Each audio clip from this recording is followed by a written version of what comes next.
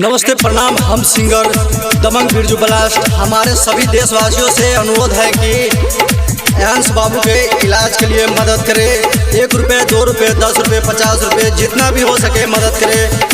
उनका account number है 5121176175 central bank of India. Kareena recording studio Boisar. आयस के भइल बा बीमारिया बीमारिया ओ बीमारिया बीमारिया ओ बीमारिया नु हो ए बाबा कबले होई आयस के इलाज इलाज बोला कबले होई हो ए बाबा कबले होई आयस के इलाज इलाज बोला कबले होई हो।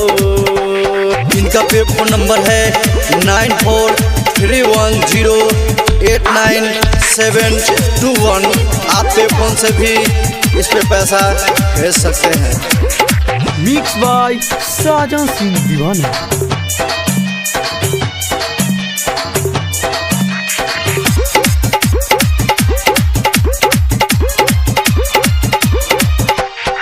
चौदह करोड़ आबादी बिहार में का करी हो रही के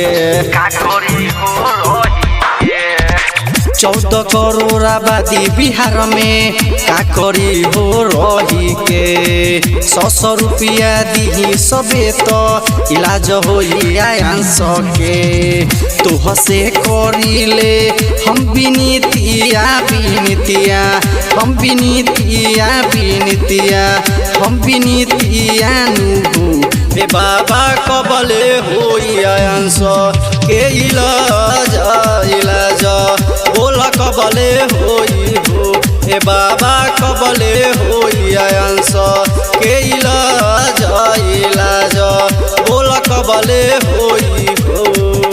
करीना रिकॉर्डिंग स्टूडियो बोईसर। इनका पे फोन नंबर है 9431089721। आप पे फोन से भी इस पे पैसा भेज सकते हैं। मिक्स बाय साजन सिंह दीवाना। मनवा में हम सोचत रही आफत में बाजान हो मनवा में हम सोचत रही आफत में बाजान हो बोल कबले पूरा करब सबके अरमान हो दबंग बिरजू कर गुहरबा गुहरबा ओ गुहरबा गुहरबा ओ गुहरबा नु हो ए बाबा कबले होई आयंस के इलाज इलाज बोल कबले होई हो ए बाबा कबले होई आयंस के इलाज इलाज बोल कबले होई हो। ए बाबा जल्दी ठीक कर दी ना।